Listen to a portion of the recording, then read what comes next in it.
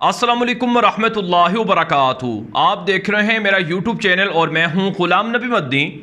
पाकिस्तान के ख़िलाफ़ अमरीकी साजिश अमरीका के गले पड़ गई है। अमरीकी घबरा गए हैं। इमरान खान ने जिस तरह से पाकिस्तान के अंदर अमरीकी साजिश का कच्चा चट्टा खोला और जिस तरह से पाकिस्तान के अंदर अमरीकी मौजूदा इंतज़ामिया को बेनकाब किया कि कैसे उन्होंने पाकिस्तान के करप्ट तरीन सियासतदानों को अपने साथ मिलाकर इक़्तिदार सौंपा और अमरीका ख़ित्ते के अंदर अपने खुफिया जो मंसूबे थे उनको पूरा करना चाहता है।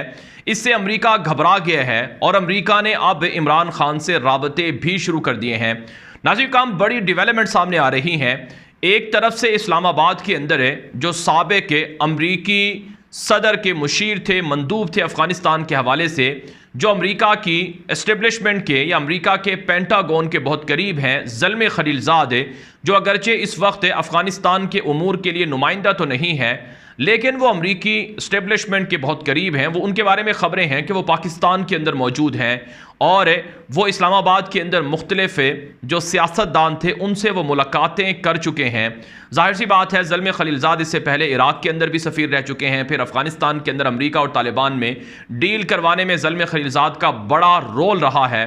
तो ज़ल्मे खलीलज़ाद की पाकिस्तान के अंदर मौजूदगी इस बात की अलामत है कि अमरीका पाकिस्तान के अंदर जो अमरीका मुखालिफ बयानिया बना है इससे काफ़ी परेशान हो गया है। अमरीका एक तरह से एक्सपोज हो गया है। इस पर मट्टी डालने की या इसको ठंडा करने की अमरीका कोशिश कर रहा है। रिपोर्ट्स ये भी सामने आ रही हैं कि इमरान खान से भी ज़ल्मे खलीलज़ाद की मुलाकात हुई है। जी हाँ नाज़रीन काम, ये रिपोर्ट भी सामने आ रही हैं, ये इतलात भी सामने आ रही हैं कि ज़ल्मे खलीलज़ाद जो अमरीका के अफ़गानिस्तान के हवाले से साबिक मुशीर रहे थे ट्रंप के, जिनको जो बाइडन ने हटा दिया था, लेकिन मैंने आपको बताया कि वो अमरीका की जो एस्टेब्लिशमेंट है, पेंटागन है, उसके बहुत करीब समझे जाते हैं।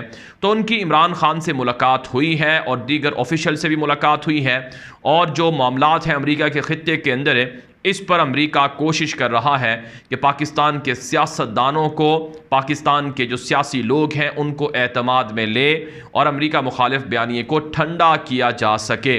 तो ये इतला सामने आ रही हैं। एक तरफ से ज़ल्मे खलीलज़ाद की पाकिस्तान के अंदर मौजूदगी है तो दूसरी तरफ से नाज़रीन किराम जो बड़ी खबर सामने आ रही है वो ये है कि पाकिस्तान के जो DGISI हैं जनरल नदीम अंजुम, वो भी अमेरिका के विज़िट पर हैं। उनका 3 रोज़ा विज़िट वो सामने आया है अमेरिका का, जहां उन्होंने 3 दिन अमेरिका वाशिंगटन के अंदर गुजारे हैं और अमेरिका के अंदर जो पाकिस्तान के DGISI हैं जनरल नदीम अंजुम, इनकी मुलाकात हुई है अमेरिका के CIA के चीफ विलियम बर्न्स से और इसी तरह से इनकी मुलाकात हुई है अमेरिका के national security adviser Jake Sullivan से और दीगर पेंटागन के और दीगर जो फ़ौज के आला हुकाम हैं, इंटेलिजेंस इदारों के आला हुकाम हैं, उनसे DGISI जनरल नदीम अंजुम की मुलाकात हुई है। नाज़रीन काम आखिरी मरतबा जुलाई 2021 के अंदर जनरल फैज़ हमीद की वाशिंगटन के अंदर गालिबन मुलाकात हुई थी अमेरिका के आला हुकाम के साथ और इसी तरह से उनके साथ जो डॉक्टर मुईद यूसुफ हैं जो नेशनल सिक्योरिटी एडवाइज़र हैं वो भी मौजूद थे। तो अब ये तकरीबन 1 माह के बाद, ये 1 साल के बाद ये मुलाकात हो रही है पाकिस्तान के अंदर जो नए DGISI हैं जनरल नदीम अंजुम, उनकी अमेरिका के आला हुकाम के साथ। अब जो इतलात सामने आ रही हैं, जो रिपोर्ट सामने आ रही हैं कि पाकिस्तान के DGISI जनरल नदीम अंजुम की जो मुलाकात हुई है अमेरिका के अंदर अमेरिकी हुकाम से, इसमें किन उमूर पर बातचीत हुई है, इस हवाले से 2 बड़े उमूर बताए जा रहे हैं। एक तो काउंटर टेररिज्म है, दूसरा सिक्योरिटी, बॉर्डर सिक्योरिटी है, जिस पर बातचीत हुई है, तफसीलन बातचीत हुई है। आप जानते हैं अफ़गानिस्तान का मसला बहुत संजीदा मसला है, अफ़गानिस्तान का इशू बहुत संजीदा इशू है और अमेरिका को जिस तरह से अफ़गानिस्तान के अंदर जो 20 साल जंग थी उसमें शिकस्त हुई, उस शिकस्त से अमेरिका बेहद परेशान भी है और अमेरिका के जो टॉप के जनरल हैं जिनमें जनरल मार्क मिली है, वो जनरल मैकेंजी हैं, ये सब बयानात दे चुके हैं कि अफ़गानिस्तान के अंदर जो दाइश है वो बढ़ रही है, TTP बढ़ रही है और इसी तरह से अलकायदा बढ़ रही है और दीगर शिदत पसंद गिरोह बढ़ रहे हैं। अमेरिका अफ़गानिस्तान के अंदर अपनी मौजूदगी रखना चाहता है। चाइना के अफ़गानिस्तान के साथ राबते बढ़े हैं, रूस के तालिबान के साथ राबते बढ़े हैं। अफ़गानिस्तान के साथ चाइना और रूस के ताल्लुकात का बढ़ना ये अमेरिका के लिए काफ़ी तशवीशनाक है और अमेरिका इस हवाले से चाहता है कि पाकिस्तान इस सिलसिले में मदद करे। फिर आप ये भी जानते हैं कि अमेरिका ने अभी तालिबान को तस्लीम नहीं किया है, जिसकी वजह से अफ़गानिस्तान में भूख, काहत और दीगर बहरान है। तो अमेरिका और तालिबान के दरमियान डील पहले भी पाकिस्तान ने करवाई थी, अब भी अमेरिका पाकिस्तान ही के ज़रिए से तालिबान के साथ राबते करने की कोशिश कर रहा है। आप जानते हैं माजी के अंदर जब जनरल फैज़ हमीद थे DGISI, तो उन्होंने तालिबान और अमेरिका के दरमियान डील करवाने में बड़ा रोल अदा किया था, और जो दोहा मुआहिदा हुआ था उसमें भी पाकिस्तान का बड़ा रोल था। अमेरिका बराह रास्त तालिबान पर ट्रस्ट नहीं करता है, अमेरिका ने पाकिस्तान से गारंटी मांगी थी, ज़मानत मांगी थी, तो अब उसी सिलसिले की ये मुलाकातें हैं जो हो रही हैं। अब इसमें एक इतला या अफवाह ये भी है कि शायद अमेरिका पाकिस्तान से फौजी अड्डे ले रहा है, बेसेस ले रहा है, ताकि अफगानिस्तान के अंदर तालिबान को काउंटर कर सके, या अफगानिस्तान के अंदर जहां कहीं खुफिया अहदाफ हो उनको निशाना बना सके। जाहिर सी बात है पाकिस्तान ने माजी के अंदर जब मुशर्रफ का ज़माना था तब अड्डे दिए थे जिस पर पाकिस्तान की आवाम सड़कों पर निकली थी, और अफगानिस्तान के अंदर जो जंग थी उससे पाकिस्तान बराह रास्त मुतासर हुआ था, 80,000 जानें पाकिस्तान को कुर्बान करना पड़ी थी। तो पाकिस्तान की जो अवामी राय है वो किसी भी सूरत अमेरिका को फौजी अड्डे देने की नहीं है, और इमरान खान ये बात वाज़े कर चुके हैं कि उनकी हुकूमत को गिराने के पीछे अमेरिका है, और अमेरिका से मुराद वो पूरा अमेरिका नहीं लेते हैं, बल्कि अमेरिका से मुराद वो अमेरिका की मौजूदा जो बाइडन की इंतज़ामिया लेते हैं। तो बहरहाल नाज़रीन काम, अब जो पाकिस्तान के जो हाई लेवल जो मुलाकातें हैं अमरीकियों के साथ, इसमें तालिबान के साथ जो अमेरिका के राबते हैं उन पर बातचीत हो रही है। पाकिस्तान ने कोशिश की है कि अमेरिका तालिबान को तस्लीम कर ले और तालिबान के ऊपर लगी पाबंदियां ख़त्म कर दे, क्योंकि इससे पाकिस्तान को मसाइल का सामना करना पड़ रहा है।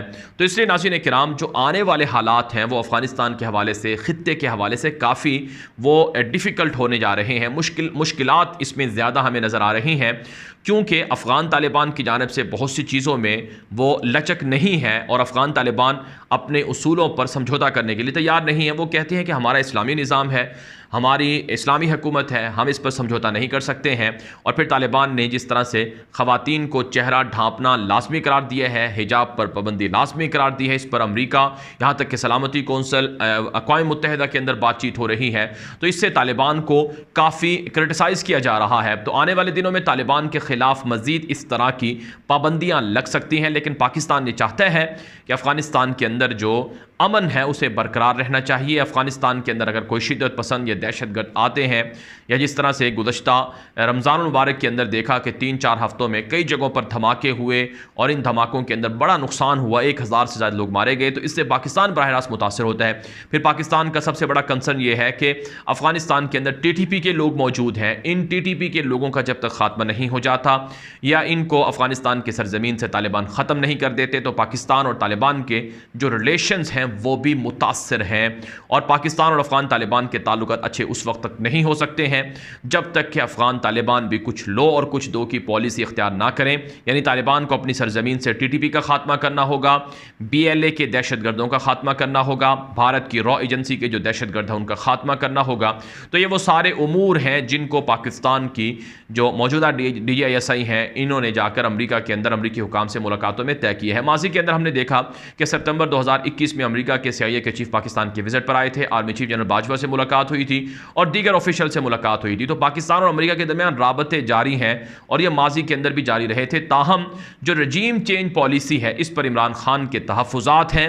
इमरान खान ये कहते हैं कि अमेरिका ही वो वाहिद मुल्क है जिसने उनकी हुकूमत को कुछ उमूर की वजह से गिराया है। एक तो अमेरिका को एब्सोल्युटली नॉट कहा गया और रूस के साथ है सस्ते दामों तिजारत करने की उन्होंने कोशिश की, रूस का विजिट किया जिस पर उनको निशाना बनाया गया, चाइना के साथ ताल्लुकात बनाए गए जिस पर उनको निशाना बनाया गया। तो इमरान खान कहते हैं कि अब अगर अमेरिका और जो अमेरिका के हुकाम हैं वो अगर पाकिस्तान में फ़ौजी अड्डे लेते हैं तो इसकी इजाज़त नहीं दी जाएगी, और अगर अमेरिका कोई ख़ित्ते के अंदर मज़ीद कोई ऐसी पॉलिसी बनाता है जिससे पाकिस्तान मुतासर हो या अफ़गानिस्तान मुतासर हो तो पाकिस्तान इसकी भी इजाज़त नहीं देगा। तो आने वाले हालात पाकिस्तान के सिक्योरिटी के एतबार से, ख़ित्ते के एतबार से काफ़ी टफ़ हैं, मुश्किलात हैं। साथ साथ काम जो एक और बड़ी डेवलपमेंट है वो ये भी सामने आ रही है कि मौजूदा जो हुकूमत है इसके अंदर जो वज़ीर ख़ारजा हैं बिलावल ज़रदारी, इनका वाशिंगटन का विज़िट भी सामने आ रहा है कि इनको दावत दी गई है अमेरिका के स्टेट डिपार्टमेंट की जानिब से, अमेरिका के स्टेट सेक्रेटरी जो है जो वज़ीर ख़ारजा एंटोनी ब्लिंकन की जानिब से, और बिलावल ज़रदारी वो 18 मई को गालिबन अमेरिका के अंदर जो फूड सिक्योरिटी के हवाले से कोई मीटिंग है उसके अंदर अक़वाम मुत्तहिदा के तहत उसमें शिरकत करेंगे। तो बिलावल ज़रदारी, आसिफ ज़रदारी और इसी तरह से पीपल्स पार्टी के हवाले से ये बात मशहूर है कि वो पाकिस्तान के अंदर अमेरिका के हामी रहे हैं, वो अमेरिका के हामी कैंपों का हिस्सा हैं माजी के अंदर भी। बल्कि अभी कल की खबर है कि आसिफ ज़रदारी ने यह बयान दिया है कि जो बाइडन से उनके करीबी मरासिम हैं, जो बाइडन उनके दोस्त हैं। माजी के अंदर भी हमने देखा कि जब ओबामा का दौर था तो ओबामा के दौर के अंदर भी आसिफ ज़रदारी ओबामा के बहुत करीब थे, और ओबामा ही का दौर था जब एबटाबाद के अंदर उसामा बिन लादेन के ख़िलाफ़ ऑपरेशन होता है जिसमें वो शहीद हो जाते हैं। तो वो दौर भी ओबामा ही का था, और ओबामा ही ने अपनी किताब के अंदर ये बात लिखी थी कि जो ज़रदारी थे जब उनसे उन्होंने 3 दिन के बाद रब्ता किया एबटाबाद ऑपरेशन पर, तो उन्हें ख़तरा था कि पाकिस्तान बहुत नाराज़ होगा और पाकिस्तान की जानिब से स्ट्रॉन्ग जो है वो प्रोटेस्ट आएगा, लेकिन ऐसा नहीं हुआ। ज़रदारी की जानिब से उसको बल्कि सराहा गया, वेलकम किया गया। तो अब पाकिस्तान की अवाम की जो राय है, जो अवामी राय है, वो ये है कि ये जो मौजूदा हुक्मरान है जिसमें नवाज शरीफ की जमात है, पीपल्स पार्टी की जमात है, और इसके अलावा जो मौलाना फजल रहमान और दीगर जो PDM के इत्तिहादी हैं, ये सब पाकिस्तान की आवाम के लिए मसाइल हल नहीं कर रहे हैं बल्कि मसाइल में इजाफा कर रहे हैं, और इनकी हुकूमत वो पाकिस्तान के लिए मसाइल बढ़ाने का सबब बन रही है। और ज़रदारी और बिलावल जैसे लोगों का पाकिस्तान का वज़ीर ख़ारजा बनना और अमेरिका के हामी या अमेरिका के साथ मुआहदे करना, ये पाकिस्तान के लिए ख़तरनाक हो सकता है, लिहाजा इसकी इजाज़त नहीं दी जा सकती है। तो अब नाज़रीन किराम, जो आने वाले चंद दिन हैं वो पाकिस्तान के लिए भी बड़े अहम हैं, क्योंकि इमरान खान ने जिस तरह से प्रेशर बिल्ड कर दिया है कि इमरान खान ने यह कहा है कि फौरी इलेक्शन करवाए जाएं, हम इस इम्पोर्टेड हुकूमत को नहीं मानते हैं। इमरान खान पे दर पे जलसे कर रहे हैं, जलसों के अंदर अवामी बयानियाँ पॉपुलर हो रहा है, और लोग अमरीका के ख़िलाफ़ हो चुके हैं, अमरीकी पॉलिसियों के ख़िलाफ़ हो चुके हैं। और अमरीका अगर इस सारे सिनेरियो के अंदर, मंजरनामे के अंदर पाकिस्तान में अगर किसी भी तरह की कोई ऐसी एक्टिविटी करता है तो पाकिस्तान इसकी इजाज़त नहीं देंगे। जो ज़ल्मे खलीलज़ाद से इमरान खान की मुलाकात की इतलात है उसमें भी यही बात बताई गई है। तो बहरहाल नाज़रीन, अमेरिका को अपनी पॉलिसियों पर नज़र करनी होगी, नज़रसानी करना होगी। पाकिस्तान दोबारा किसी जंग का मुतहम्मिल नहीं हो सकता है। अगर किसी ने भी गलती की तो फिर इससे पाकिस्तान बड़ी तबाही में जाएगा। याद रखें, पिछले 20 साल की जो अफगानिस्तान की जंग थी, इससे पाकिस्तान 10 साल पीछे चला गया है।